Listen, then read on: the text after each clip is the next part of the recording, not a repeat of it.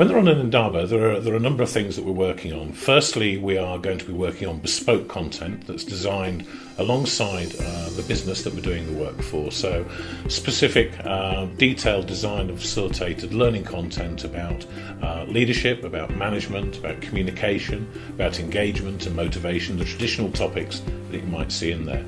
So that's one of the dimensions for the Indabas. One of the other dimensions is a full integration of well-being. At the moment, well-being is a big issue for business.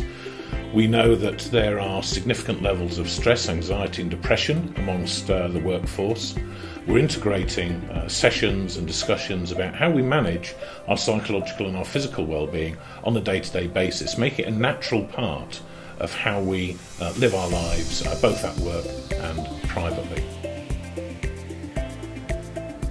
We have an incredible dependence and connection to technology on a day-to-day basis.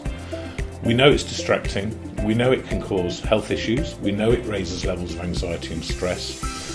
So one of the benefits of going on Indaba is actually we're taking away from the source of that noise, we're taking away those technological distractions. When we're in South Africa, those proximity issues disappear. It's like nature's decompression chamber, and that reliance, that dependence we have on that connectivity begins to disappear. So people can focus much more in a very mindful way on the learning, the topics, the issues that we're talking about.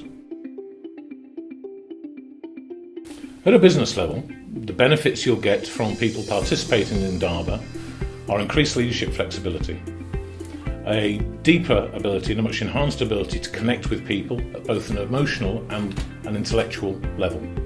You'll get people with high levels of productivity, making better decisions, understanding the complexities of the society they're working in a much more simple way, in a way that's easier to navigate.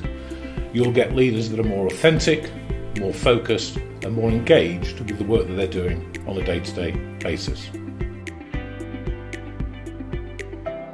You're going to get all the well-being return as well, people's enhanced feelings of self-worth, increased levels of happiness, people with better brain functioning, people with high levels of creativity, people with lower levels of stress and anxiety, all of which have an impact on the bottom line. So how do we support people when they come back from an Indaba?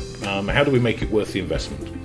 Well, critically, we need to do a number of things. Firstly, we need to have a conversation with key people in the organisation before the process starts, so they can understand what they need to do to help people drive these changes, sustain these changes when they try new ways of working on the return to the workplace. Because often we reinforce people to be the way they were before they go on a development experience, because that's the person we know and understand. And we don't like change at a personal level, so we need to help people overcome the resistance that they might face around them to some of the changes they want to make. So we'll work with the organisation to help you look at the tools, techniques, systems that can be put in place to help support those changes. And we will also provide unlimited telephone and email support for people when they come back, and that's ad infinitum. If we take people and create an experience for them, give them a new way of looking at things, we have both the moral and an ethical responsibility to help them to keep making sense of those experiences.